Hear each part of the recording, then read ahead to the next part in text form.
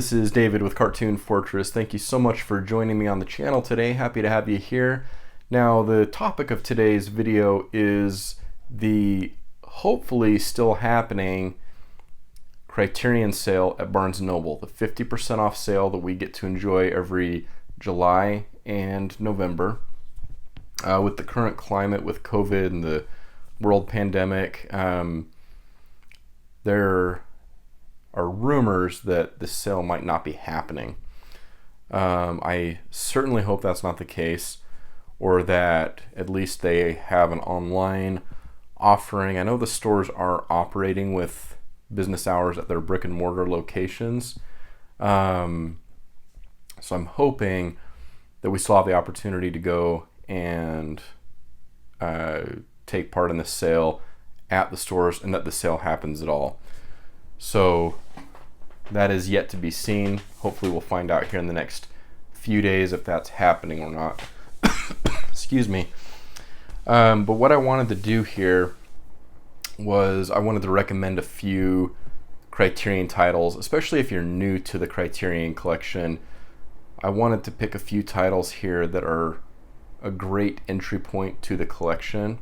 And I think the titles that I have here are just that. They are all phenomenal films, and two of these are a collection of films. So there's hundreds of titles that I could have picked from. So many titles in the Criterion collection that I absolutely love, but I had to pick a few. And yes, I think these are all a great entry point to the collection. So let's go ahead and get right into this. And I'm actually going to start with my favorite film in the Criterion collection. Hands down, it's my favorite title. This is from 1957 and is directed by Sidney Lumet and has an all-star cast headed by Henry Fonda. And this is, of course, none other than 12 Angry Men. If you like courtroom dramas, this is going to be perfect for you. This is a black and white film and takes part, about 95+% of it is in a room with these 12 jurors where they are deliberating over the guilt or innocence of a young man who is accused of killing his father. It's very engaging. The dialogue is absolutely superb. I can't count how many times I've seen this film at this point. It's just too many to count. And it's about the closest thing to a perfect film that I can think of.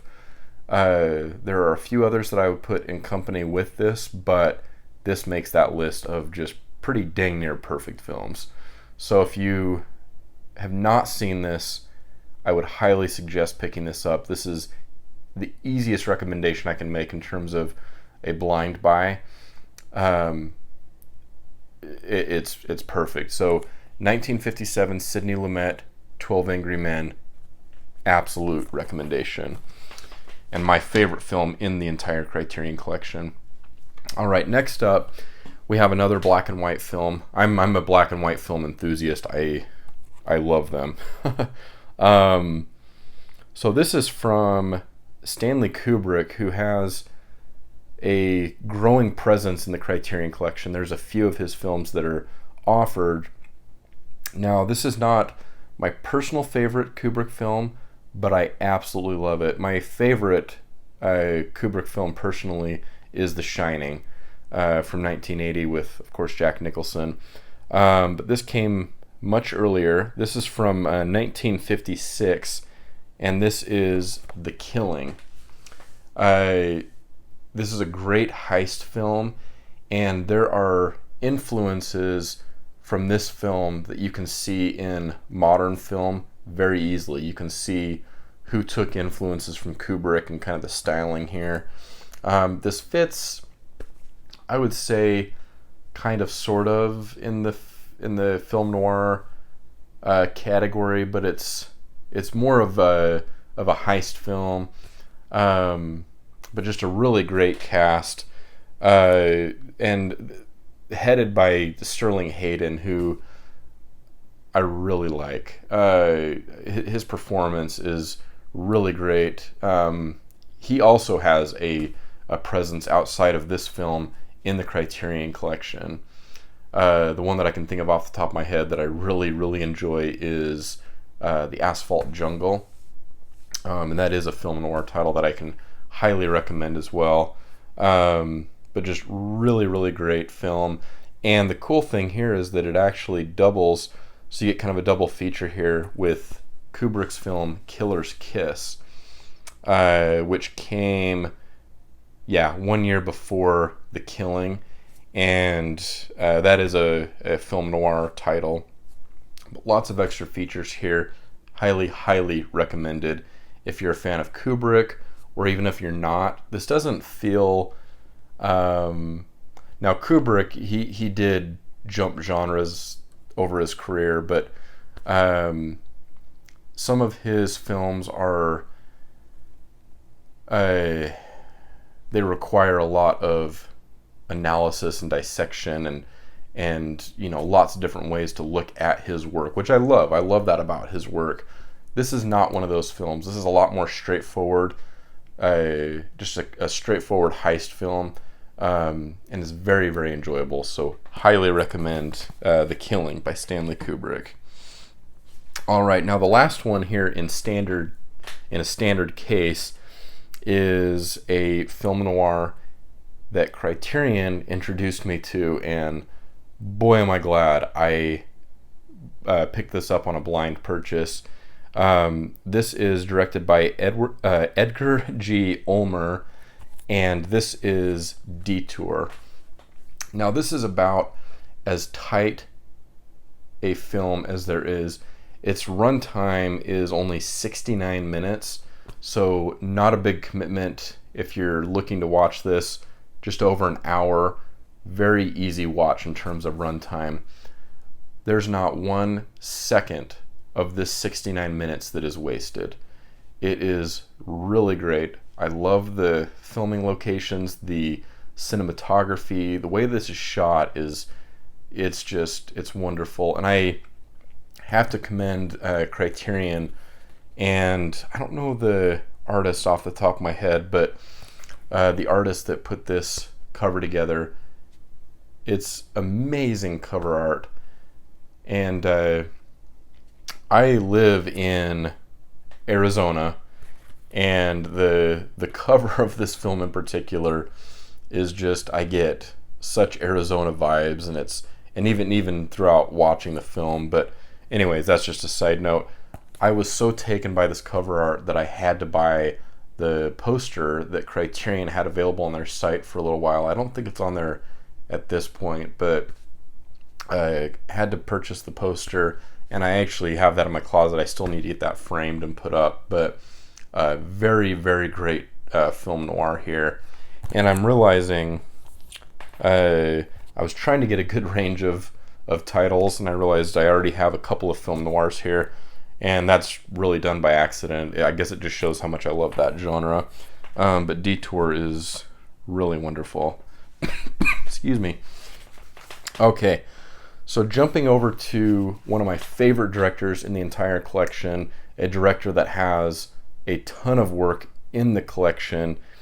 And if Criterion were to send out a welcome package for new customers, I feel like this is the film that they would include in that welcome package. And this is Akira Kurosawa's Seven Samurai. Anybody that collects Criterion, I feel like, has this film in their collection. This was, now 12 Angry Men was my first, but this had to have been in the first 5 titles that I picked up for my collection. But this is Seven Samurai by Akira Kurosawa from 1954, and this comes in at a runtime of 207 minutes. It's black and white. It's got English subtitles. The film is in Japanese, but it's amazing to me how fast that 207-minute runtime goes by. It's such an engaging film, so beautifully shot, and it's it doesn't feel like 207 minutes. So the presentation that we get here, this is, excuse me, this is a digipack style here on the packaging. So we get this outer box, and then on the inside you have this artwork, the discs, and then you get a really nice thick booklet included as well. So very nice presentation, and I believe this is actually no, this is not dual format. Both discs are Blu-ray. I was trying to recall, but really great artwork, really great overall presentation. Seven Samurai, very easy recommendation. All right, the second to last set here is one that I'm new to. I just watched these films in the last about a month, maybe a month and a half ago. I watched the first film. This is a trilogy. I watched the first film and ended up putting the second one in and then the third. So I just watched straight through. I loved it that much. They were that engaging, that wonderful. And this is from director Satyajit Ray. And this is the Oppo Trilogy.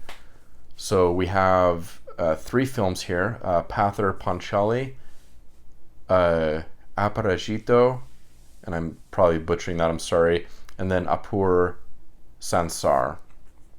And I'm sorry, let me go back. So we have Pather Panchali, Song of the Little Road, Aparajito, The Unvanquished, and Apur Sansar, The World of Apu. So this is so the three films you get here in their own individual cases.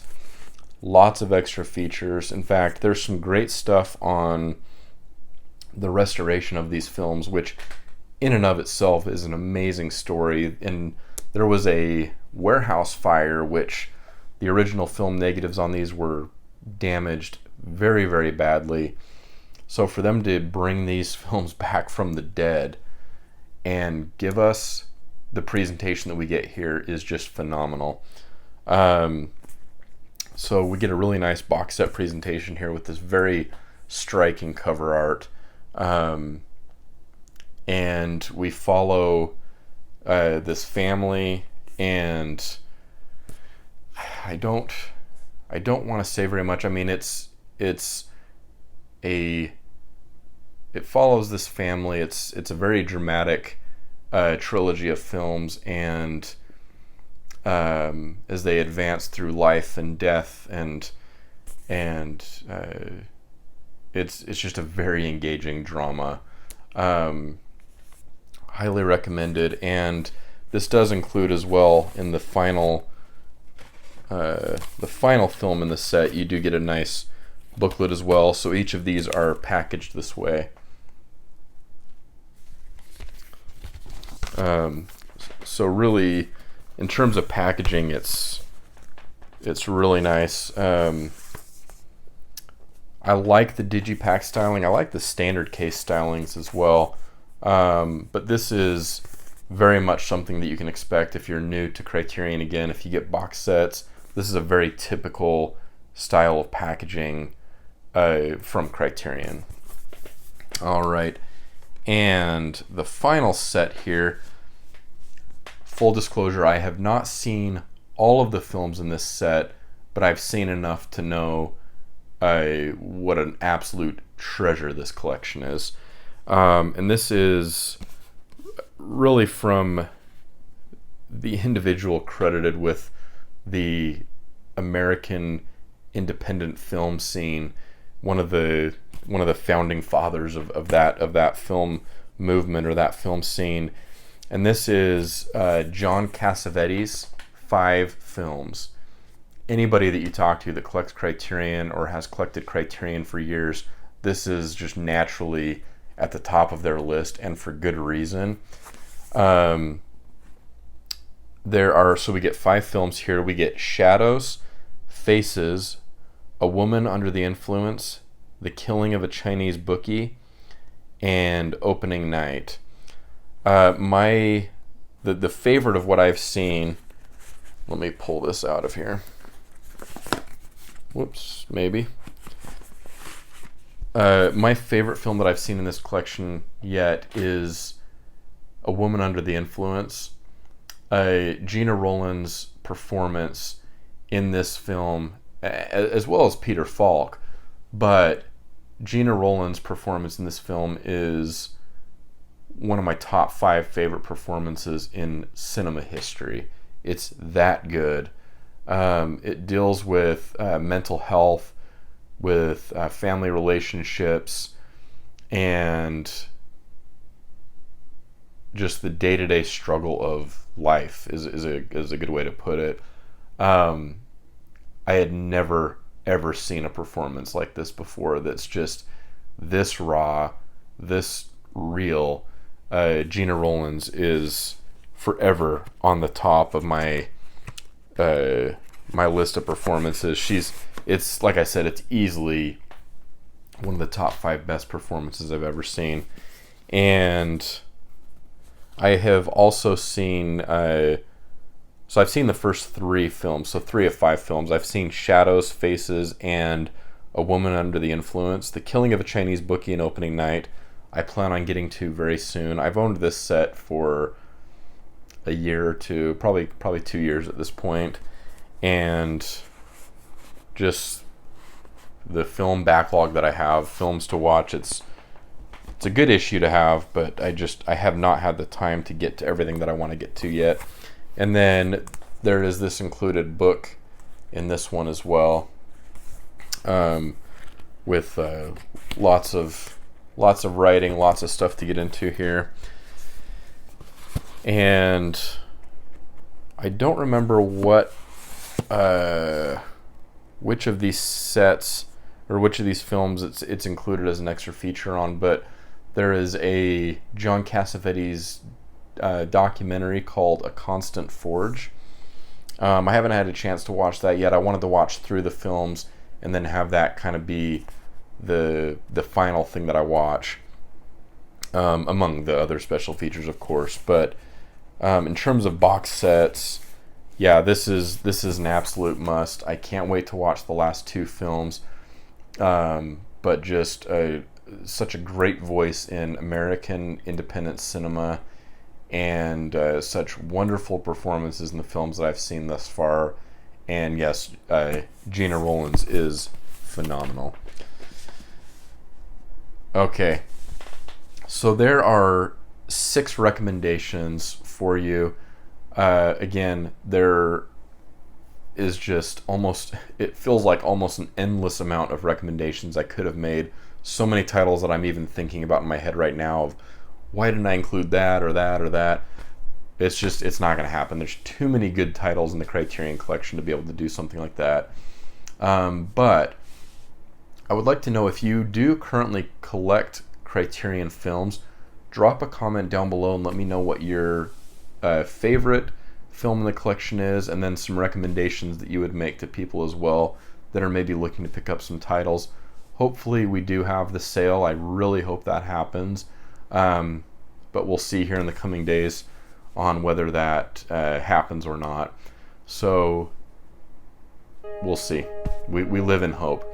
But if you found this video helpful in any way, I invite you to hit that subscribe button, the like button, and also the bell icon so that you'll be notified when I upload new content. And if you're new to the channel, definitely hit that subscribe button. If you like talking film, this is definitely a great channel for you. I do a lot of unboxings here, recommendations, things like that, reviews. It's definitely, I'm trying to expand this channel and trying to expand the content a bit. And so I'm always up for comments on recommendations on maybe videos you'd like to see. I always welcome those comments, and I do my best to get back to each and every comment that comes through. So definitely leave that down below. And until next time, this is David signing off with Cartoon Fortress, and have a wonderful day.